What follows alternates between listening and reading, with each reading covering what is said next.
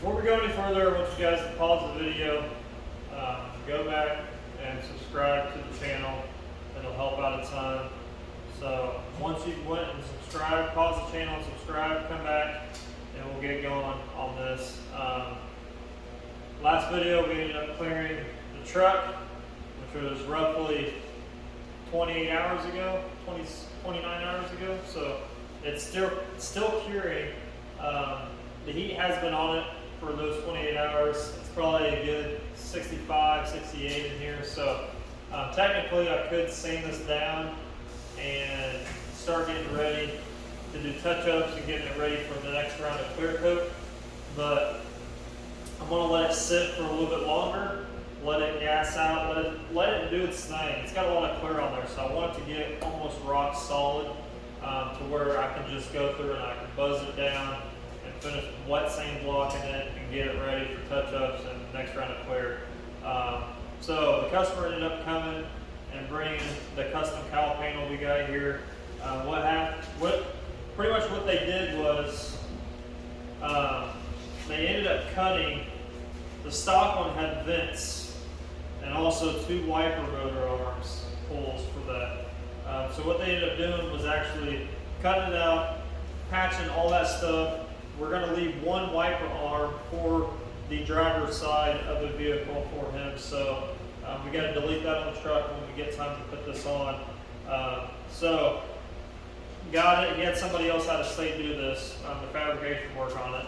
I got it. It had fiberglass on it. It wasn't really in the prettiest shape, to be honest. It was actually pretty rough.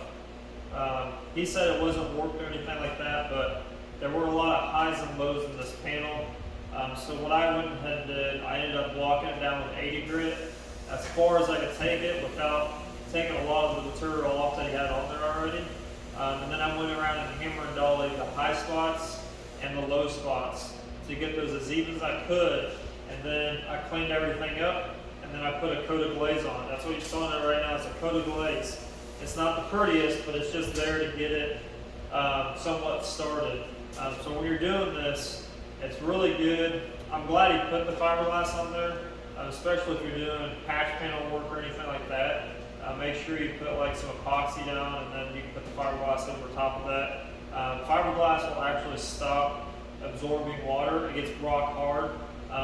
Unlike body fillers, they absorb a lot of water, and moisture and things like that. So the fiberglass will kind of stop that to get to the metal. So that's why it's really good, and it just gets rock hard. So you do a lot of welding, you do a lot of sectioning. Anything that has that weld mark that you grounded down and dressed up kind of needs that little bit of coat of fiberglass over top of it to grip, to keep it, hold it together. So, and a lot of guys, if you're doing a lot of fabrication work and you're really welding a lot of stuff to get it pretty much straight, fiberglass is the way to go for the first round of coat. Body filler, you tend to stack it a little bit higher. A lot of people, a lot of custom cars are pretty much filled with body filler from the front of the bumper to the rear of the bumper to get them as straight as they possibly can.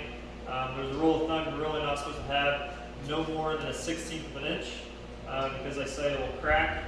But in some cases, you're going to have a lot of primer on it, you're going to have a lot of blocking on it, you're going to have a lot of body filler on it, and you're going to be sanding a lot of it off. So that's the name of the game. You put it on just like the clear coat. You put it on just to take it off.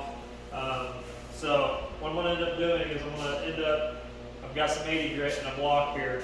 I'm going to block this whole thing flat, and then what I'm going to do is I'm going to clean it up, and I'm going to look at it. I'll spray some wax and grease over it, look at it, see how straight it really is. I might get my ruler out and put a straight edge on it to see how flat it really is, because it needs to be flat just like the hood. The hood's got a lot of clear on it, so there's a lot of paint that was able to be leveled out. So I got to match that with this, which is going to be a lot of work because we are going to end up painting this the same color as the truck, and wherever the graphics lay on the hood, we're going to continue them onto this panel. So we got to get this done.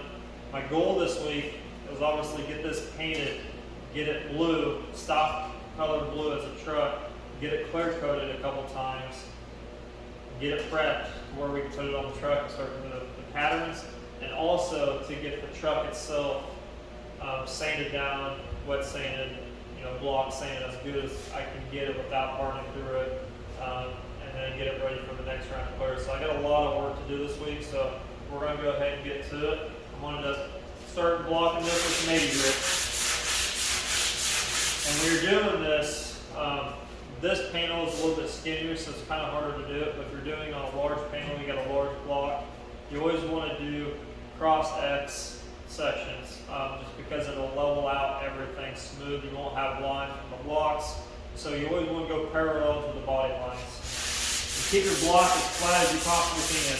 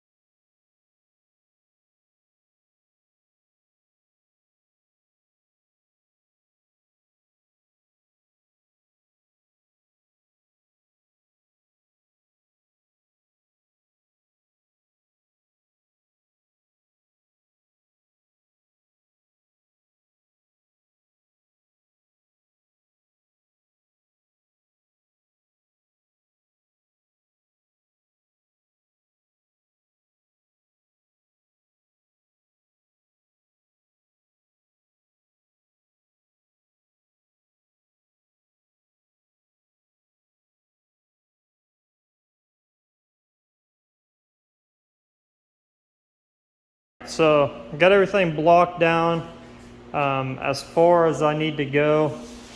When you're blocking, you really need to understand and decide how far and how far not to go when you're blocking this stuff out, because the goal is to get it as straight as you possibly can. Obviously this needs a lot of work done to it, especially in this area right here. It's supposed to have a hard line going around and wrapping around right here. And this, whatever he did, just warped the crap out of it. So it's gonna need some more love, but I'm gonna go through here and all these, you see all this bare metal that's popping up everywhere? That means these are high spots. When you're blocking, the high spots are gonna hit first, so it takes away all the material. So now I need to go through and knock some of this stuff down and continue blocking until it's smooth or until I needed my next coat of glaze. So I'm gonna go ahead and knock these down. And the way I'm gonna do that, I'm gonna do a dolly underneath of it, hammering on the top, and get all these little spots down. This is just from where he was welding, and it just warped the crap out of it from his welds, and they just, poked up. There are some low spots, so I'm gonna try to take care of that, like this area right here. It's kind of low, so I'm gonna try to, this is kind of like a cheapo thin metal type, like not pot metal, but it's pretty thin, flexible metal. So I'm gonna try to bend it and get it flat, more flat. But I'm gonna go ahead and do that and then get some more glaze on it. So I'll see you guys when I get that glaze on it. So I got the glaze laid on. I ended up just doing this top half. I ran out of glaze, so I'll do this section after I get done with the top section. The trick with body filler and doing body work is the smoother you can get it without having any kind of strands or anything in it, the better off you'll be in sanding it. So try to get it as smooth as you can, but in some of those layers you might want to put more in certain areas depending on what the panel looks like. This was pretty much flat. There was just some high spots along the sides where they welded, where the weld mark, the weld was actually sticking up and wasn't grounded down. So I went around, hammer and dollied it, knocked them all down just a tad. You don't want to go too far. You just want to knock them down just a tad. That way, when you put your coat on a glaze, it'll just fill it. So that's going to be that for that. I'm going to let that dry right now. It'll probably take a good 5-6 minutes. So I'm going to show you guys another little bit of a body shop secret. I'm no body guy, but I hate doing body work, and it's for this reason right here, especially on this cowl. You're always fixing somebody else's screw-ups. People rush or they don't work on it like they say they're working on it, and then you go pick it up and it's like not even finished, not even close to being finished. So I'm no body guy by no means, but something like this that needs to get done, You know, we don't have time to mess around, so I'm just gonna knock it out for them. But yeah, I'm gonna show you guys what I use for Bondo board, and kind of a little bit of a secret if you didn't already know this. This is my Bondo board. I use a piece of steel. It's pretty thick, and I use this because every time, you know, they sell those paper Bondo boards where you can just rip off the sheet and throw it away after you're done. Well, those cost money. This thing will last pretty much forever as long as you take care of it. And by taking care of it, I mean every time you put body filler on this and you wipe it off or you use it, you're gonna use your DA. I always use like 80 grit, or I'll use like a side angle grinder with some 80 grit on it or 36 grit, and I'll knock it back down, and it'll be forever your Bondo board. A little bit of a secret, but pretty cool stuff. And then if you're ever doing body work and you want to keep your spreaders clean for a long time, immediately after you spread your body filler and you're done with it, lacquer thinner it off. Don't let it dry. When you let that dry, body filler heats up, it gets really warm, and it'll warp the plastic, and it will no longer be a smooth straight edge. It'll be really rough looking. So that's another key. Always lacquer thinner off your body, your extra Bondo on your card there. So yeah, we're gonna let this dry, and we'll get back to blocking this down and then finishing it up. All right, so I just got done final blocking everything with 180 grit. I'm gonna show you guys what it looks like. So I started out with 80 grit. I filled, after I got everything blocked down and smooth, I filled it one more time really, really thin, almost like a see-through coat, just to fill any like pinholes or any deep scratches or anything that was imperfection wise. That way it would fill it. So when you're getting close to your last body step or your body work steps, to where you're thinking it's going to be good enough to prime, you always want to do one more really thin glaze coat over the whole area that you just body worked, just to fill in anything. I know they make I forget what that is, but it's Transtar. It's like a dried up kind of primer-ish. You squirt it. It's like a gray. I forget what number it is. It's like Easy something.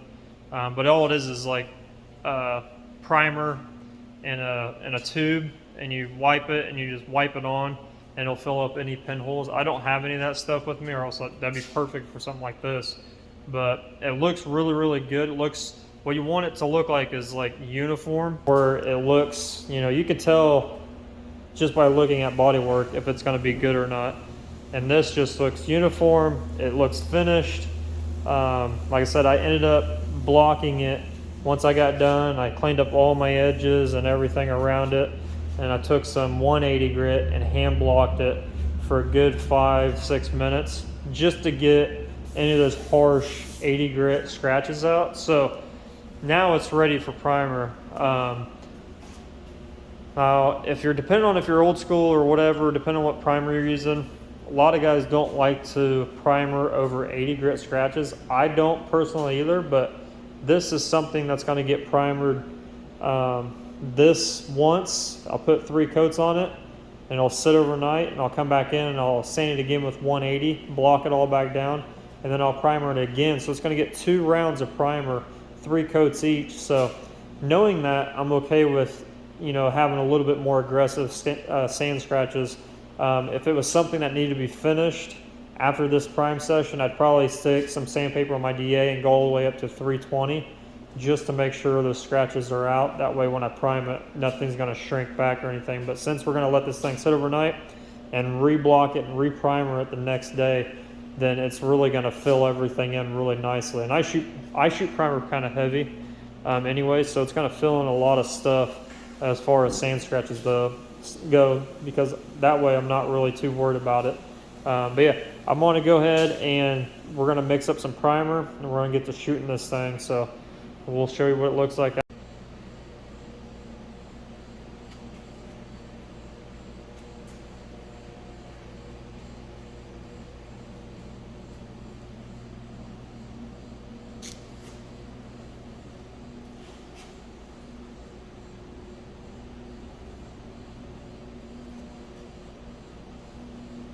So one thing about primer is my first coat, I really don't count it as a first coat. It's kind of like just kind of a mist. I'll let it tack up, and then I'll really hit it hard. This is actually my first coat right here, so there's a lot on it. I'm gonna let it sit for probably a good 8 minutes or so.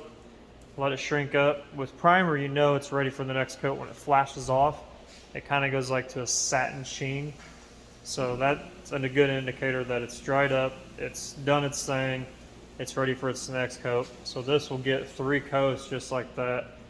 So there's going to be a lot of room for blocking and getting any imperfections out, pinholes, anything like that that's in here. This primer is awesome. It's KD 3000, and I put a little bit of 3001 in there, which is the white.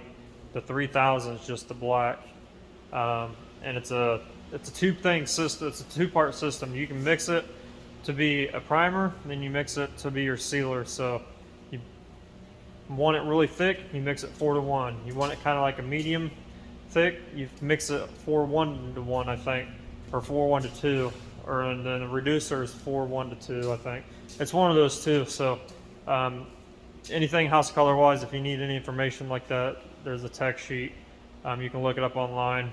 I've got a little book that shows me all that good information, but I think the reducer is 4-1-to-2, and that's going to be your sealer. And then if you want it kind of like a medium, kind of not as high build as what I have right now, because I mix it up 4-to-1, and that's it.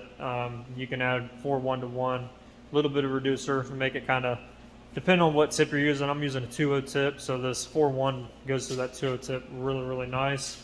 So yeah, we're just going to let this stuff flash off and then get to finishing this primer up.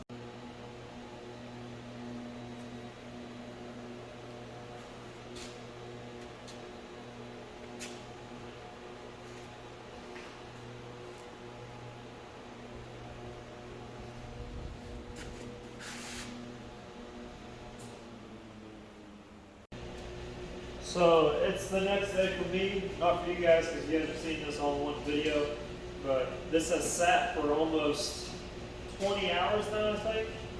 Maybe like 19, 18 hours. So it's nice and hard. It's ready to get blocked down. It looks pretty good. There was one thing I did miss when I was priming. I saw on this end there's a little bit of a dent. So the first thing I'm going to do before I start blocking this down is try to get this dent. I'm going to hammer and dolly this. That way when I do end up blocking it and I finish blocking it, maybe I can get this out without having to put body work into it. So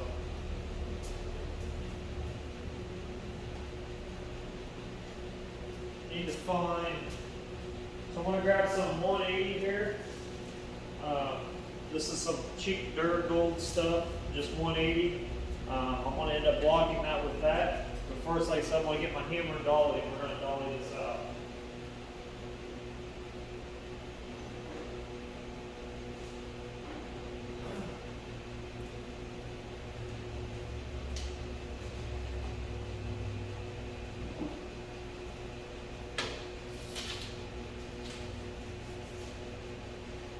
Kind of feel it on the back here, so I'm just going to put my dolly underneath of it and give it a couple taps.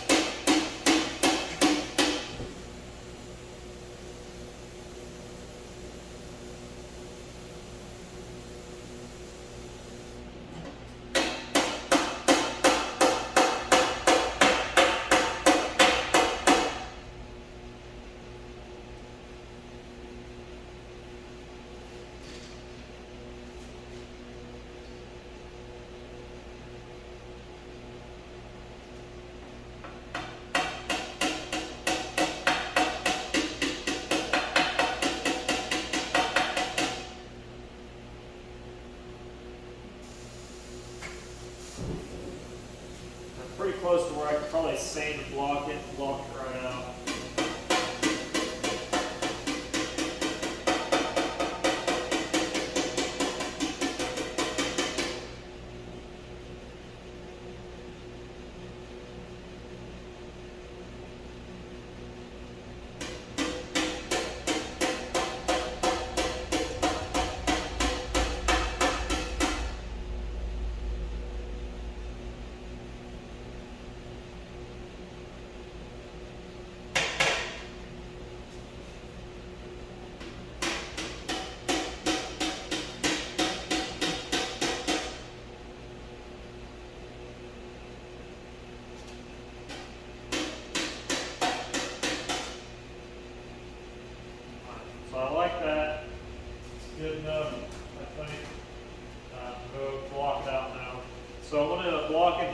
corners down first, because they do have a couple body lines.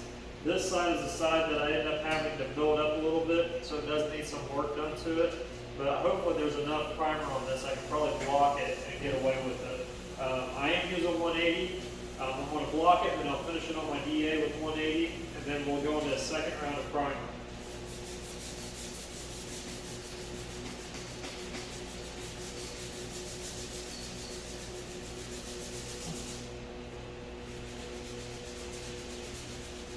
If you guys are hearing that noise in the background, it's the heater kicking on and off, blowing heat.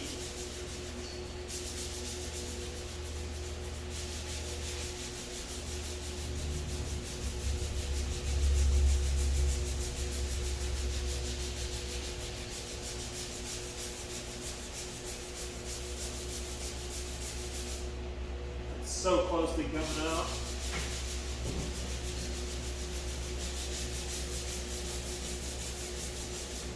Like that, it totally went away with it being a little in, which was what I really wanted. I didn't want it out because I know there's a lot of film, so I left it in just a little bit. That way I knew how much I could block it down and just kind of block it away.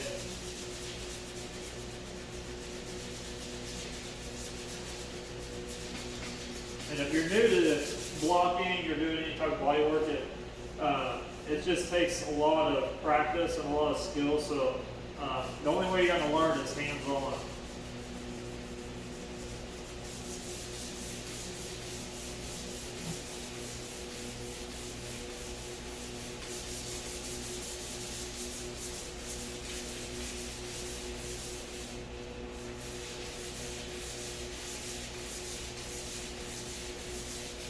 I started out actually, before I was a painter. I've always wanted to be a painter, but back when I got into the industry, there was really no openings to be a painter. It was really hard just to walk into this shop and be a painter. So the way I got my foot in the door was actually being a body tech. So that opened my door up a little bit more when I got my feet in as a body guy. So sometimes, depending on where you want to go in life, especially in this industry, what you want to do, sometimes you might have to work your way up over the, it's not going to happen overnight, but you'll probably have to start off somewhere where you don't want to be, and you start working into the role that you do want to be. And the more interest, like I was one of those guys that I was always bugging the painter. Like my very first job in the auto industry, the body shop industry, was actually a detailer. I knew I could paint, I knew I wanted to be a painter, but I was young and nobody was interested in hiring me to be a painter, because usually everybody had a really good painter at the time. So I had to end up being a detailer just to get my foot in the door, and then later on I got my foot in the door to be a body guy. But even when I was a detailer, I was always bugging the crap out of the painter. I would knock on the window and be like, hey, let me paint this, or let me do this, and let me prep some stuff for you. I was always bugging them. That way they would always remember me, because that's what I really wanted to be at, was in the paint shop. I didn't even care at the time if I was painting or not. I just wanted to be over there with everybody else, all the other painters, the preppers. So I was always putting that little bug in their ear that, hey, this is where I want to be, because in my state, the auto body industry is really, it's a tight-knit community. Everybody knows each other. So, there's a person actually today that I was actually I ran into that I didn't know, but he knew me just because from back in the day where I started out as. He knew I was a painter now, but it was just kind of funny that when you're bugging, when you're wanting to be something that bad, what you'll go through to do it, and then the people that'll remember you for it, because usually you're trying to hustle and get into that position. At least I was. So I was always constantly trying to become the painter, even though I wasn't the painter, if that makes sense. So sometimes you got to go through You got to go through some stages of your life to get somewhere you want to be, and technically not be that same spot that you want to be in. It might take a few years, like I said, but you keep at it, you keep pushing for it, people will remember you, just like that guy remembered me today.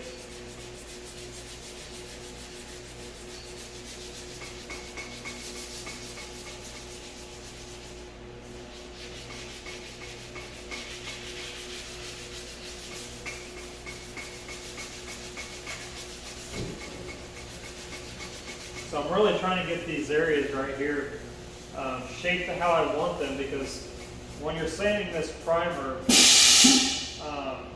it turns colors. I don't know if you guys can see that, but you know, you get the darker color. When you sand it, it turns into a lighter color. So I really want to get this worked that way I get the body lines worked. And I'm kind of using that different color variation there to help me do that.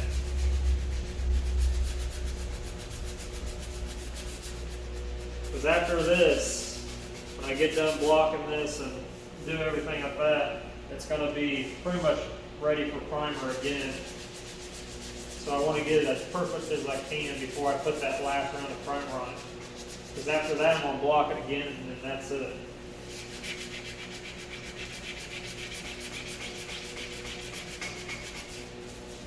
But doing this little area right here first, when I know the bodywork needs help, and this is all just flat, I'm able to work this like I need to, and then when I get to blocking this, it'll actually smooth this line up where it actually needs to be, because when you're blocking this, it's going to shape this down kind of just exactly like a sharp edge flat needs to be on this side of the cowl. If that makes any sense, I don't know, I'm just kind of rambling, but in my head, I always do the difficult things first. That way, when I get to the easy part, it pretty much fixes itself.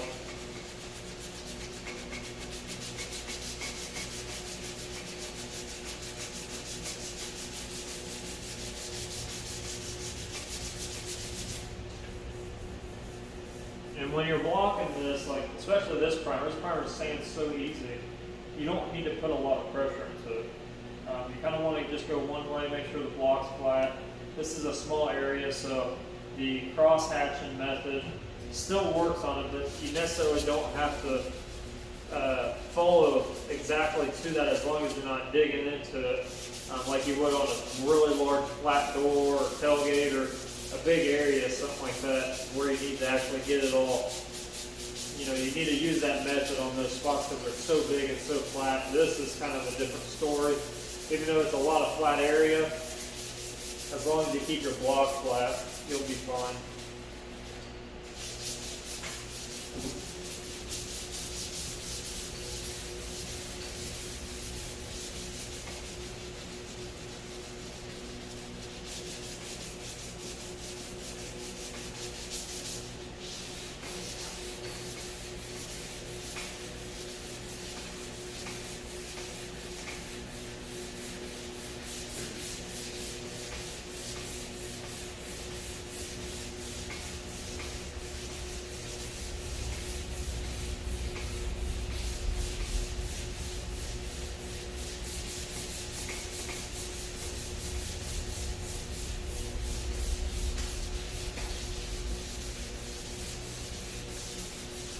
Maybe if it's the same paper, this one's a little sharp.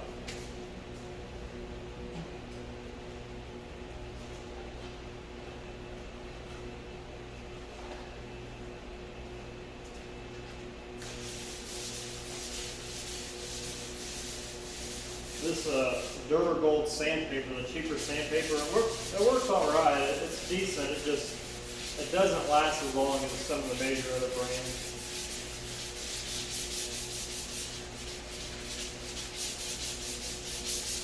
You always get what you pay for in this industry, no matter what you're doing. So if you want the best of the best, you're going to pay for it.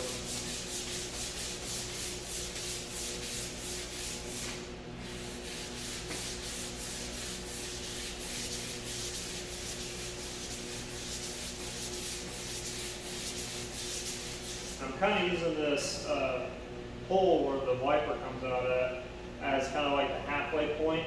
So I'm blocking it. I block this way all the way to it. I'm going to block this way. I'm continuously, instead of doing short little, because you'll end up digging yourself a hole, you want to go as far as you can in your motion of blocking. Like I said, I'm just letting it glide over. No pressure. Just letting the sandpaper do the work.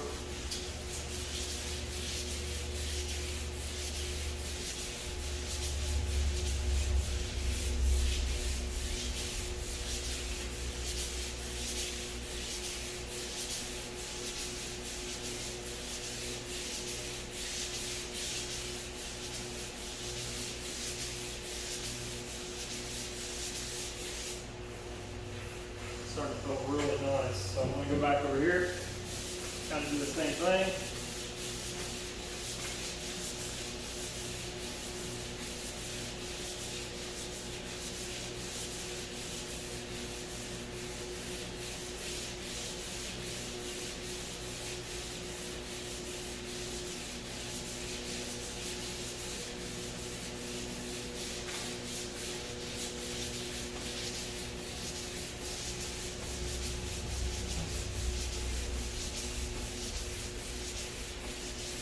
From the looks of it, since I used nothing but glaze over the original fiberglass that got put on it, I didn't have any pinhole issues, any craters, or anything like that. So that's what I was kind of going for. Because I'm the type of person, when I'm on to that next step, I don't want to go backwards.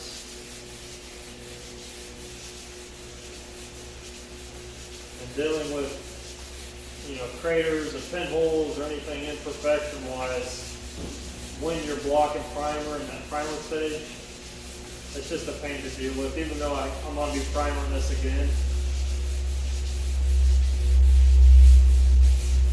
Just one thing, it's one of my pet peeves is I hate doing it. So if I can prevent it, I'm going to before I move on to the next step.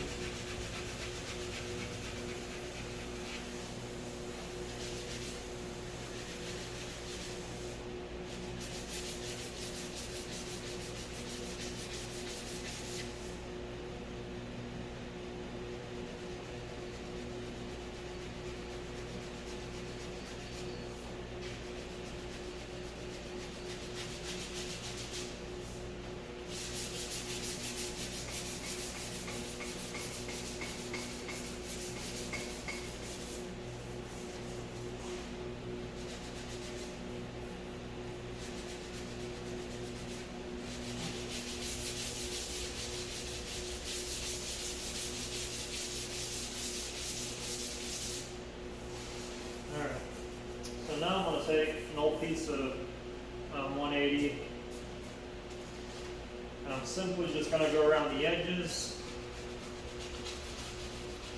just to kind of scuff it up and sand it down.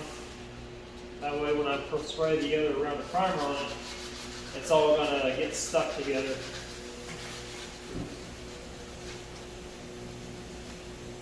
Same as if you would if you were going to go from primer to sealer.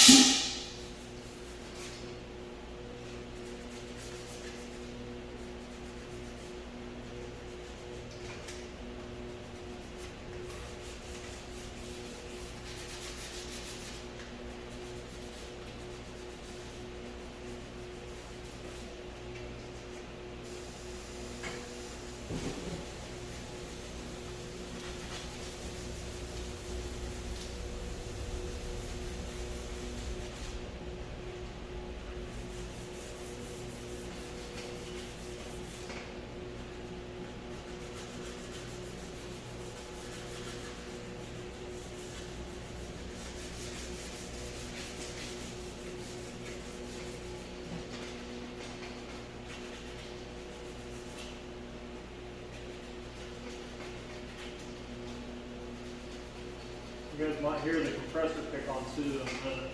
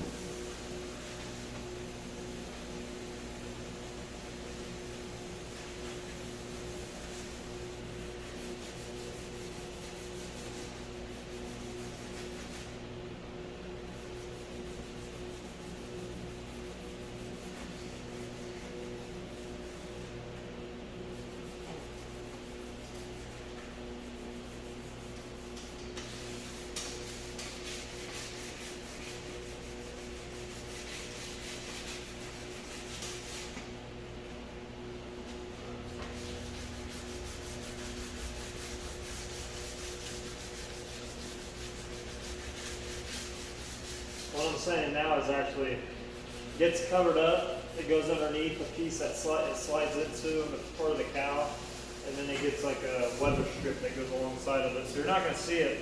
It didn't have any body work anyways, but I just want to make sure it's nice and scuffed. That way, any of the overspray that's going to be sprayed and it get onto it, it's going to actually stick to it. So that's one thing you don't want to. And a lot of paint jobs fail because of prep work. You don't want to shortchange it, or be in so much of a rush that you miss a part or a step, because you're gonna run into that issue later on. Whether it's you or a customer, or a month down the road, or 10 years down the road, it's gonna fail on you. So we always want to make sure everything's nice and prepped. That way everything's going to stick to each other.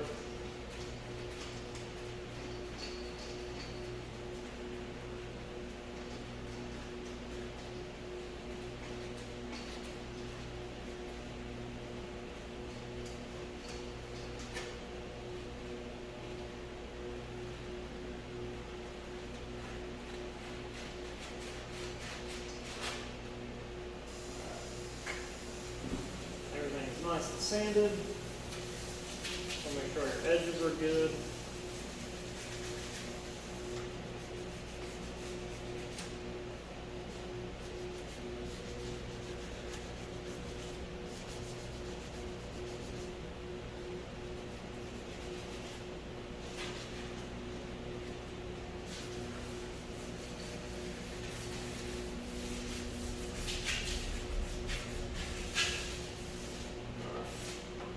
I'm gonna get my DA out.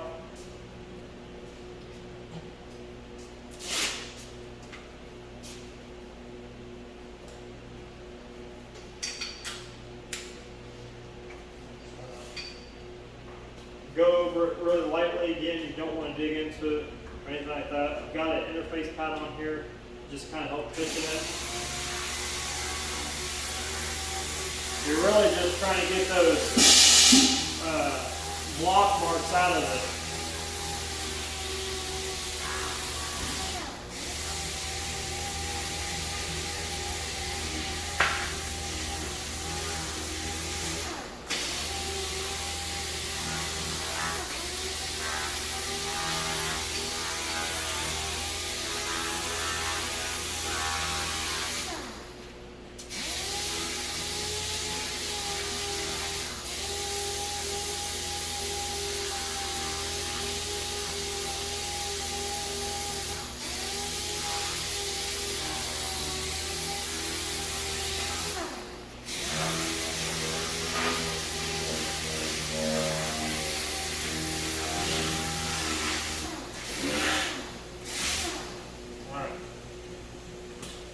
I'll tell you one more step. I'm going to get a piece of Scotch-Brite and Scotch-Brite it real quick as well.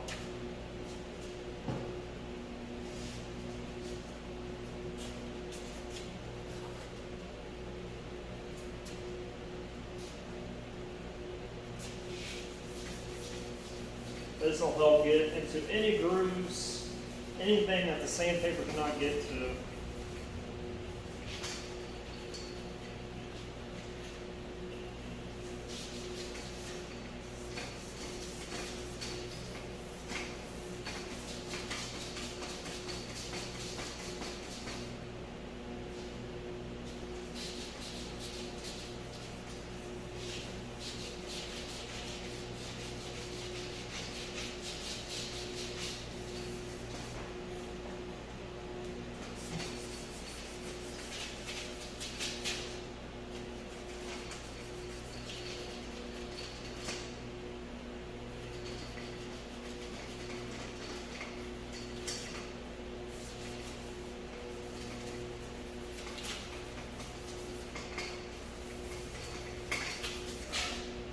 I'm happy with that.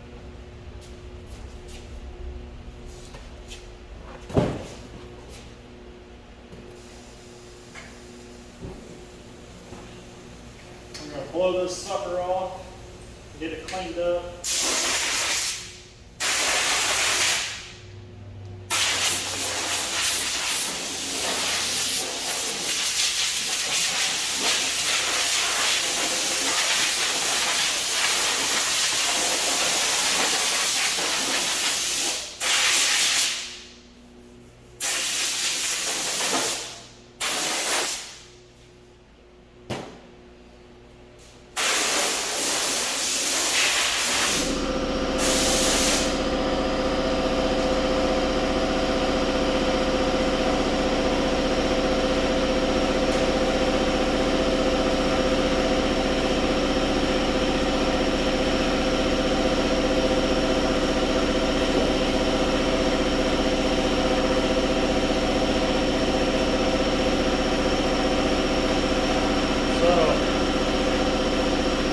Actually really straight. There was an issue right here. Had a little bit of a hump to it, but we're blocking it down to keep it flat and doing long strokes. It just kind of sanded all that down. That's why this is all high right here. So it sanded all that down evenly. When I start to primer this, I'm going to be focused on this area mainly. So I'll probably put one good coat over this and then 3 on the whole thing. That way I can build this area up. It looks really nice. And it's really sharp, just like the other side. But I just want to double check and make sure, and that extra coat of primer will let me block it a little bit more than the rest of it, and kind of help build that up a little bit, if that makes sense. So I'm going to switch you guys around here, and we're going to start to mixing some primer up.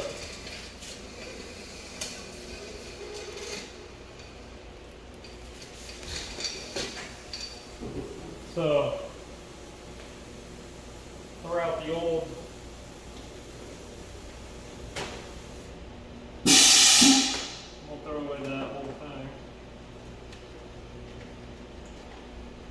Sometimes these PPS cups, this is the version 2 of it, they work really well, but once you get so much paint on them and they just, you know, get corroded, they don't seal really well. And I had that trouble yesterday when I sealed it and tipped it over, put on your gun, sometimes they leak, so you got to be really cautious of that with using those. But other than that, they work really well.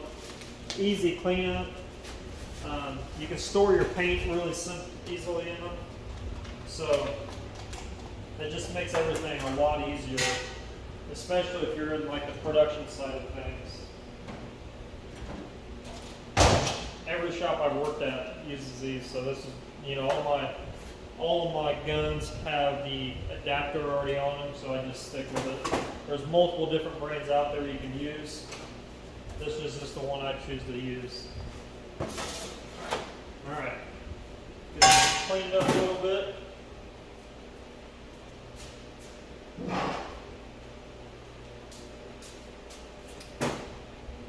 And the primer gun that I use is this 3M AccuSpray gun. You buy the kit, it comes with different nozzles, primer, sealer, base, clear, whatever. I'd never trust it to use the other ones. I've used it, it just doesn't do as well as my other guns. I don't care what people say, but I use it as a primer gun, because primer guns can get kind of expensive. For $230, $240 you can get one of these and use the PPS cup with it. It comes, like I said, it comes as a kit, it comes with everything, so it makes it really easy. So we're going to be mixing this 4-to-1. So I've got it right here. And the way I want to do this is, that time I just used mostly black primer, and then I put a little bit of white in it. This time I'll put more white in it than I'm going to do black. I'm going to do like a mid, kind of darkish to mid-tone gray color. So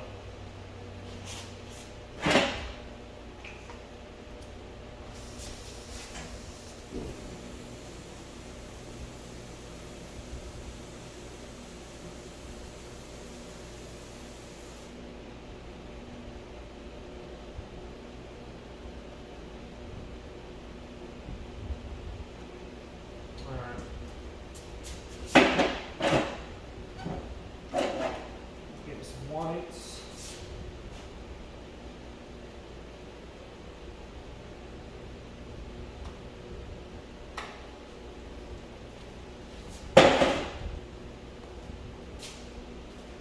And this uses a KDA 3000 DTS hardener for it.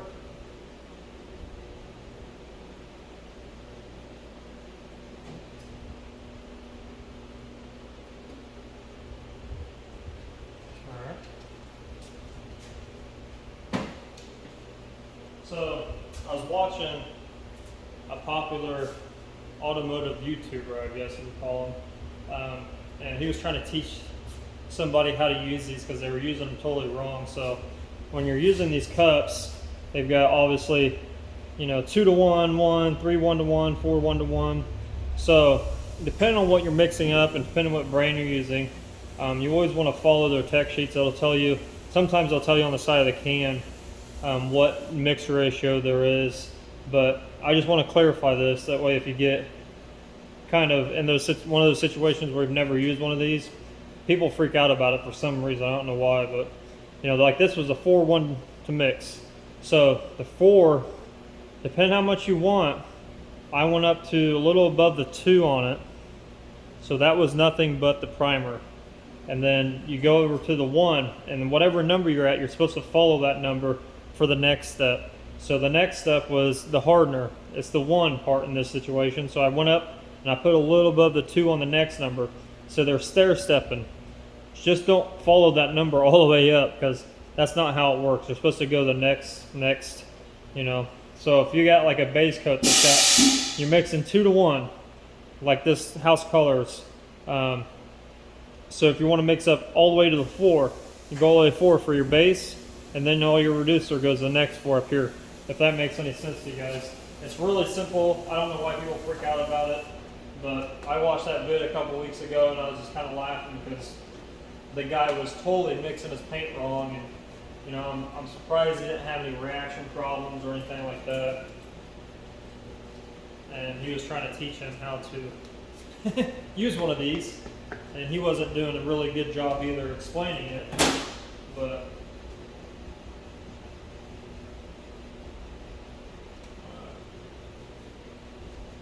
so I always double check my liners. It's got a little bit of a spot where it's not grabbing. Sometimes you get in those hurry and you flip it over like I did yesterday, and it just starts leaking out all over you, and you end up wasting your material and it gets all over you. So I always, when I get the gun on the PPS cup, I always put my finger down here at the bottom, and it feels like you got pressure, like it's not escaping. That means it's totally sealed, you're ready to go. So I'm gonna flip you guys back around here.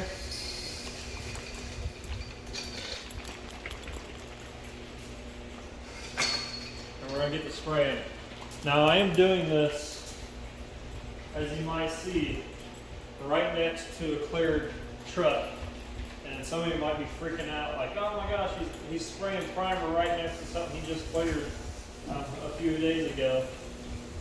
Right now I don't care because that truck's going to get blocked all the way down. So any type of overspray or anything that gets on the truck, it's going to get sanded down, it's going to get blocked down. So any potential primer overspray that's going to get on that truck, it's going to go away anyway. So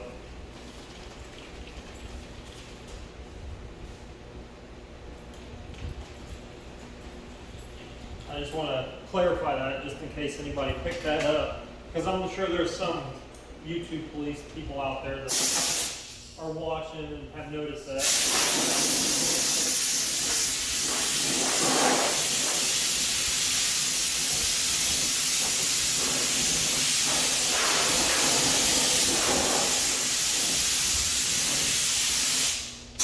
And speaking of the truck, I was able, between the coats last night that I put on here, I was able to, I took 400 on block, and I started blocking down the graphics that we just added, and it was sanding pretty good. Some areas were kind of still, I could feel that it was still soft, so I ended up stopping on it. But today it's probably cured enough and dried enough to where I can block back on it and get everything blocked. But I kind of had to stop on it last night just because I thought it was still a little too soft after, you know, it's been what? Yesterday was Monday. I sprayed it Sunday, and I got done about 1:30. So it was about 20 to 25 to 30 hours after of spraying it that I was blocking on it. And it's usually about 12 hours. If your temperature is anywhere from like 70 to 75 in your shop or in a booth or anything like that, you don't have to bake it. You can let it sit for 12 hours and it should be good enough to sand it down and block it. But I've got so much clear on that thing, I want to give it the extra days.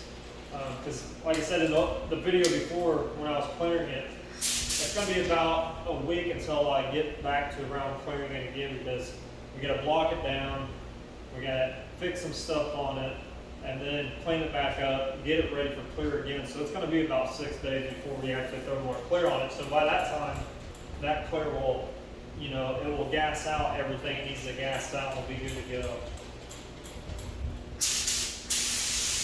So I want to focus on this area here more than the others.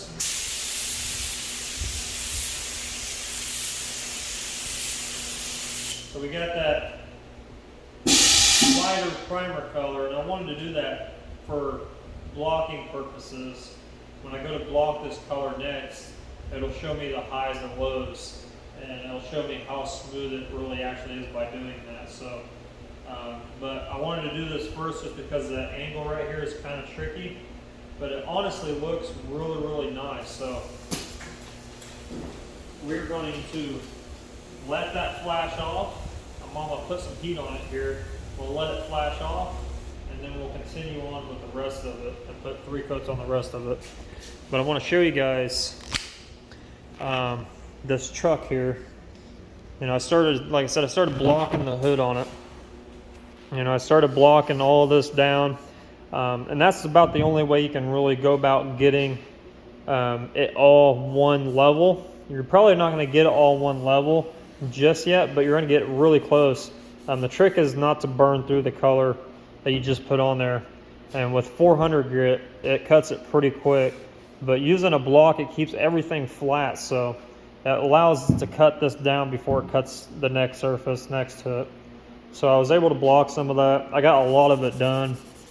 Really happy with the way it came out. So after I get done blocking it with 400, I'll go up to 600 on a DA, and I'll just DA it down really quick, and that'll get rid of the 400 scratches, and it'll allow me to put color, base, anything on top of it that I need to put on top of it without any issues. I usually always, anything I'm re-clearing, putting color on, I always 600 sandpaper is usually good enough to do that stuff with. A lot of guys say that you need to go up to like 1,000 or whatever for re-clearing, and that's just, to me, I'm afraid that it won't stick. So just to clarify that, I'm always at around 600. Sometimes I do use 800 depending on what color it is. The compressor's kicking on, so it's kind of loud, but it just, a lot of people get that information messed up with what they can use to re-clear, rebase something. I'm always at 600, 800. 1,000's just a little too slick for me, so just want to clarify that. I want to let this primer dry, and I'll get back to you guys when I'm ready for the next coat.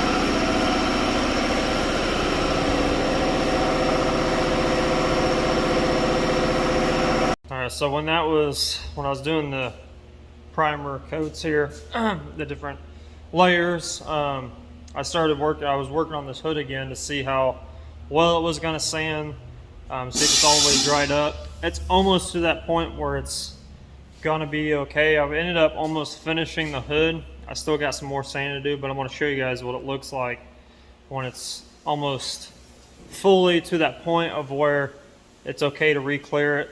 Like I said, some things In some areas, depending on how much paint is in that area, you might not get it totally smooth. In other areas, you might. It just all depends, and how much also clear buildup you have right there too. So what this looks like. So it's obviously still dirty. I blew it off though.